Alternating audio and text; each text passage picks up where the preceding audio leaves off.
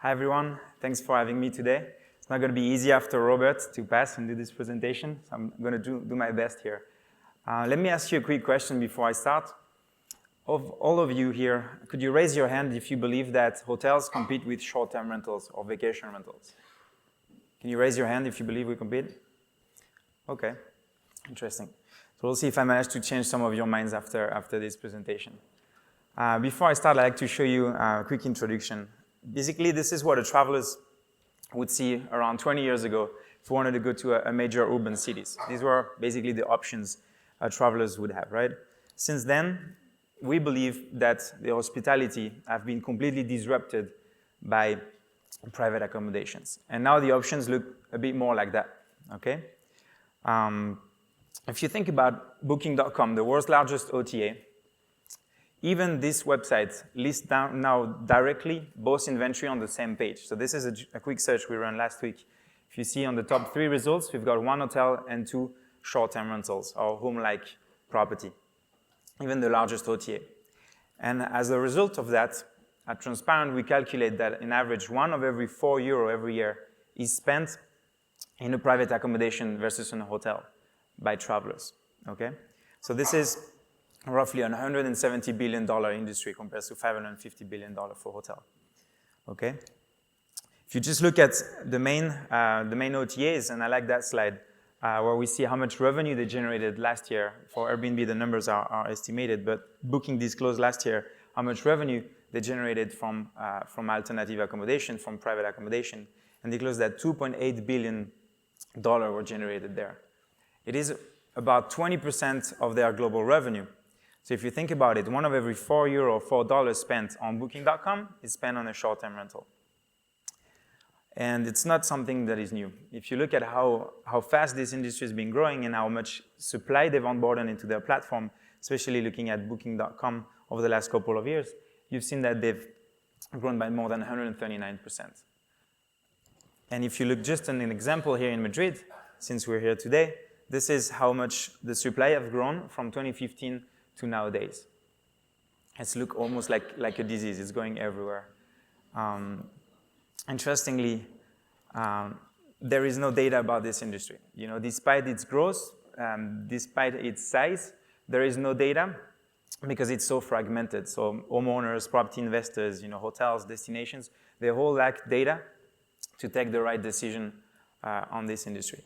And that is why Transparent comes in. We're a data source of record for short-term rental, and we track everything that is listed on the main OTAs, around 27 million listings, so we can produce insights and help the industry take informed decision on this segment. So concretely, you know, we're a small team, we're 32 people. Just really briefly about us, we're actually based here in Spain, in Madrid, and our mission is to provide insights to the entire industry. We do this via 2 data sources, and I'm going to be showing you some of the data today. One of them is web scanning. So like I said, we scan everything that is on the main OTAs, 27 million listings, and then we connect to PMSs and channel managers so we can provide you all insights and trends on ADR, consumption, occupancy. All right. So this is just a brief introduction. And now, all together, today I would like to break some myth about the vacation or the short-term rental industry. And we're going to do that with numbers, obviously. So one myth is that this industry is not so big, okay? People underestimate often how big this is. If we look at how many properties there are in top European countries, we can see that only in France and Italy, there's already 1.2 million properties, unique properties listed on short-term rental websites. Followed by Spain, the UK, Germany, Croatia is also a very traditional short-term rental market. So if you look at the size of this inventory, it is quite impressive to think how much property is being listed as short-term, if you compare it with households especially. So you could say, well, that might not be relevant compared to hotels, right, by size. Again, we think that it's not true. If you look at this chart, we plot how many hotel bedrooms in the x-axis there are in every of these European countries, and how many vacation rental bedrooms there are on the y-axis. So basically, everything that is above the line means that there are more vacation rental bedrooms than hotels in that country. So here in Spain, for instance, there's little less than 800,000 hotel bedrooms, but there are more vacation rental bedrooms. And same thing with France. So that's something to take into account, especially at a destination level. When you're hotel, traditionally looking at your comp set, thinking about the hotels that are out there, it's also interesting to think about how much supply there is on short-term rental available. And a lot of time when we talk about short-term rentals or vacation rental, we think about these beach houses or cottages or these sort of leisure destinations. And if you look at the type of inventory, it's actually slightly different.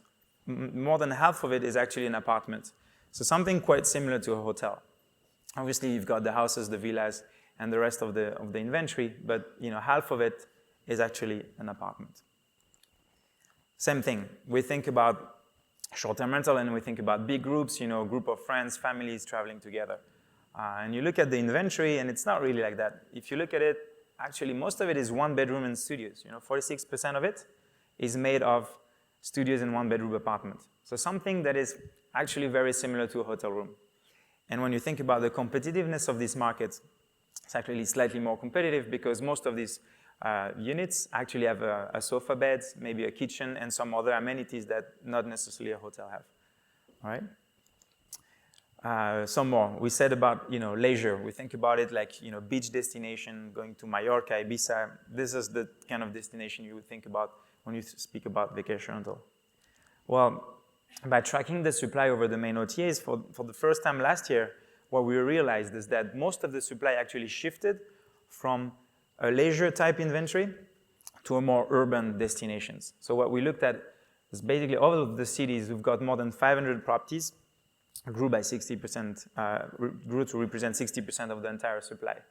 So if you see these slides, you can understand that actually nowadays, most of what is listed on Booking.com, HomeAway, TripAdvisor, and Airbnb is actually now in an urban destination.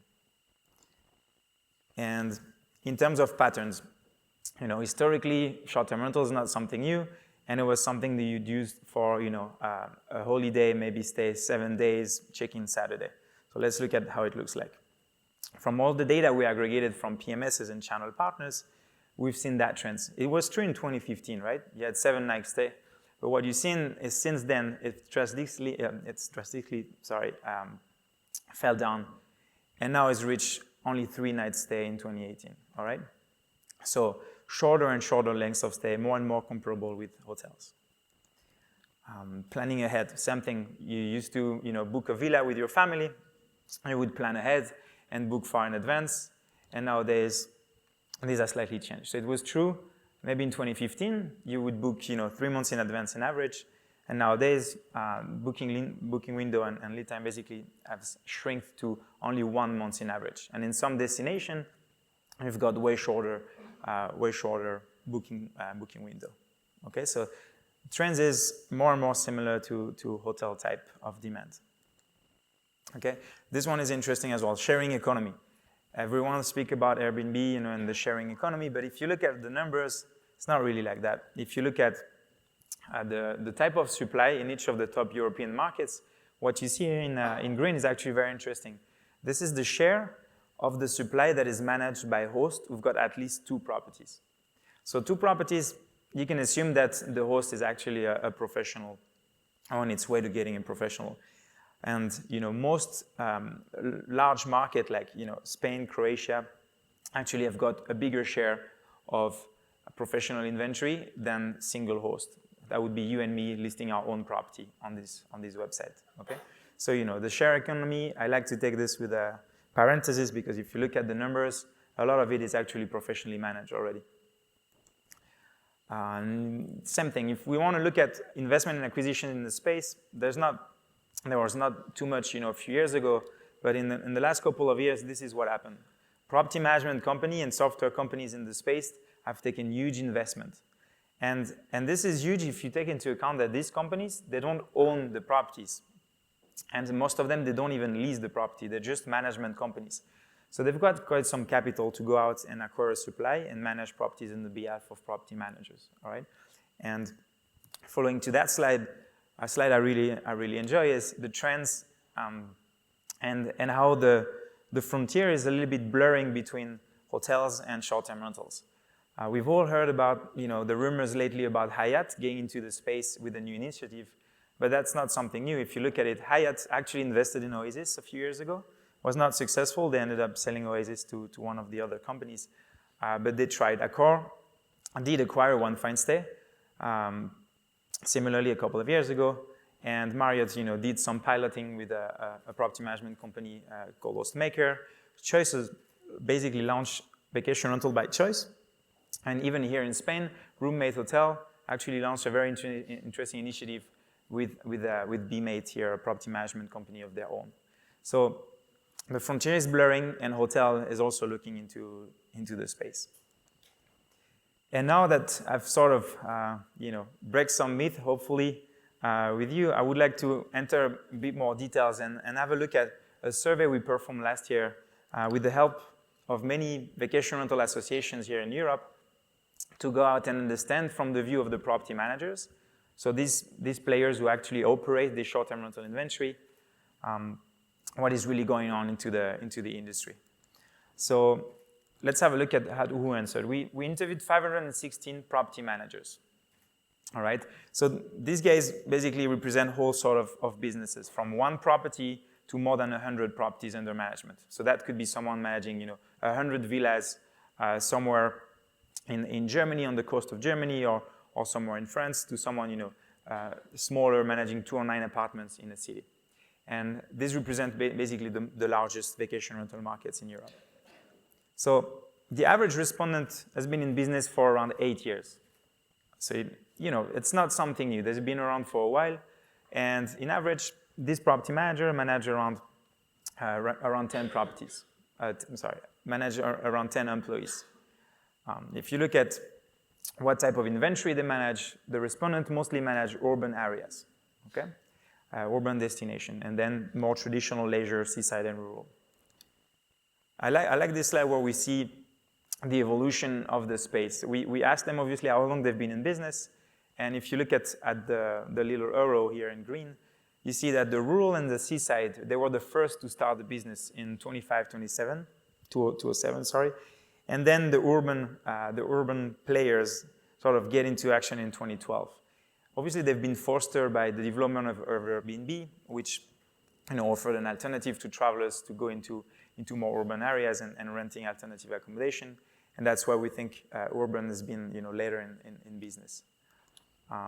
Similarly here, an interesting point about the size of companies by how many properties they manage. This is quite interesting to see how companies in short-term rental scale. They start, maybe with 4 employees when they got between 2 and 9 properties, and then get to 14 when they get more than 100 properties. So if you look at it that way, basically companies add 1 employee for every 14 properties that they get into management. Okay, so it's quite scalable. And that excludes cleaning staff, obviously here. All right. So this gives you an idea of the scalability of this business. And every of these 14 properties may be 2 or 3 bedrooms. So concretely, it looks like a small independent hotel, simply fragmented. Now, looking at growth of this industry, we asked them how much they grew last year and how much they want to grow this year, or they expect to grow this year. Across all of the different management and company size, we've seen that the average growth they had last year was 27%, which is pretty much in line with larger industry report. And if you see that, it's pretty consistent across all the different property management company size. Interestingly enough, the one who grew the least last year, the 2 and 9 properties, are actually the one planning to grow the more this year. We asked them about marketing spend. Because most of these companies spend marketing, on AdWords, trying to go out, maybe Instagram ads, and actually more than half plan to increase their marketing spend to go after more and more travelers. And if you look at how this trend goes by the size of the company, more than 3, or actually close to 3 of every 4 property management company with more than 100 listings, or 100 properties, is planning to spend more in marketing this year. And we'll see how this is interesting when we look at the reservation and channel mix. After that, I want to talk to you a bit about technology, because I think this is also very interesting and a bit misrepresented. If you ask them how many of them actually use a channel manager or some layer of technology on top of their business, you can see that 2 of every 3 companies actually already use a channel manager. and 60% of them use a PMS. And also use all the type of technology, like keyless entries, connected thermostat, and others. So if you think about it, it's quite a savvy space, you know. I think that the hotel industry took a lot of time to get to the same level of technology adoption. And here, for business that has been, you know, here for an average 8 years, it's quite impressive to see how they've adopted technology. And you can see the trend, you know, as companies grow bigger, they adopt faster and after the technology. You know, for the PMS adoption, 90% of the big players already have a PMS. Same thing with channel manager. The bigger you grow, the more likely you get to already be using one of these technology. And I would, you know, emphasize on the 10 to 49, 70% adoption on the mid-scale player. It's pretty impressive from my point of view. Same thing on rates. You know, we expected people not to be very savvy about their pricing or their revenue management, and indeed, you see that still 30% of them update rates quarterly or less. But on the other side of the chart, you see that actually more than half of the players update their rate weekly or on a daily basis. So when you think about this market, you actually compete with people who understand pretty well the drivers of demand in their market and actually act on it. And if you see by size, if you see the darker here means the more frequently that you update the rate. The bigger you are, the darker is the chart. Same thing here on the breakdown by destination type. You know, urban property managers that manage, you know, apartments and condos actually update their rates quite frequently. You know, 70% of them actually update them weekly or daily. So if you're in an urban destination, you're actually competing with people that, you know, react and know what they're doing in terms of revenue management. Now this is the very, very juicy slide, channel mix. This one is very interesting because there's a lot of opacity around what is going on and where the reservation come from. And I like to see here basically two main things. First, in Europe, it seems like property managers are very reliant on two main OTAs, Airbnb and Booking.com. That, you know, sort of a two horses race here, where you can see that they share 30% each of the demand for property managers. And on the other side, what's also very interesting is that still 26% of the demand is driven by direct channels. So this can be offline, you know, it could be made on the phone. This could be direct on the website or simply repeat customers. I think that is quite interesting. If you actually break that down by type of destination, it's even more interesting because you can see that urban, as you can expect it, is very well dominated by Airbnb, but closely followed by Booking.com. Obviously, as it's a very, very competitive market, you know, with a lot of rotation, short stays, short lead time, you know, maybe direct is a bit less present here, but as you grow on to more this traditional leisure destination, you see the share of direct reservation coming up. So, you know, this was just a brief introduction to the landscape, to what is it like in Europe in terms of short-term rental. And one conclusion we want to draw here is that we believe it's very important to track this inventory for everyone's operation, to understand this piece of the competition that is growing. And that's why we've created some dashboards. So I'm just showing you some actual data here in Madrid. So the first thing we're tracking with our dashboard is the supply. We want to show you how much inventory there is, and we update that frequently in your destination. We make it very easy to filter, to analyze and understand what is exactly your comp set in there. We also track occupancy and demand across the markets. This is actual data we screenshot yesterday for Madrid for one of our clients versus the actual market. The next one is interesting. This is actually rates. We obviously track rates across the short-term rental market. I don't know, can anyone tell me what's happening here at the end of May? All right. You can see that it's quite interesting how, you know, the demand on the larger type of properties actually increased crazily, like close to 3,000 euros for a 3-bedroom. Obviously, group of friends, and that's the Champions League final, by the way. Group of friends wants to come and stay together in the same property, and for this reason, the demand on the highest and the largest properties has gone crazy, and we are close to 95% occupancy. And finally, you know, tracking competitors. Like I said, this is managed by professionals, and We do track these professionals. We do tag their properties to their companies so we can track how each of these professionals are performing and how you can compare with you. So if I can just let you with a final word here, we believe that it's time that start monitoring this ever-growing market. And if you're interested in getting this presentation, by the way, I can show you all the slides. If you feel free to give me your card, and I'll shoot you over the PDF. Thank you very much. Thank you, Pierre. Good. We have time, I think, for like 2-3 questions before we break for a networking break. This was great. So you said Airbnb, Booking.com, and HomeAway. What about the long tail of distribution? Is wholesale a topic, for instance? It's an interesting question. So at the moment, wholesale is, let's say it's not a significant part of this industry. And you do have a long tail that is not captured here, which is everything that is listed on Craigslist and similar listing sites, on Facebook, that is still offline, that is still on paperbook, and that is pretty hard to track. Here we only track what is on the major OTAs, which represent the bigger chunk of the industry. Okay. You also saw this sort of technology usage by, I guess, system, channel management, PMS, keyless entry, etc. What are the areas that property managers invest in most right now? Are they adopting channel management? Is it keyless entry? What is growing rapidly? We've seen different trends, and we need to segment really well between urban and leisure. Keyless makes sense in more urban market, maybe much less in leisure, where actually every check-in needs to go with some level of personalization. You got to show the pool, you got to show the bigger property. So it really depends about the segment, but we'll see everything from voice. More and more property managers include voice control system and assistant into their properties. Revenue management, more and more property manager uses dynamic pricing, which they didn't before. So they invested basically pretty much across the whole technology stack. Yeah. Okay. Do CRS systems exist in the traditional sense? I'm not familiar with CRS. Okay, I'll explain that.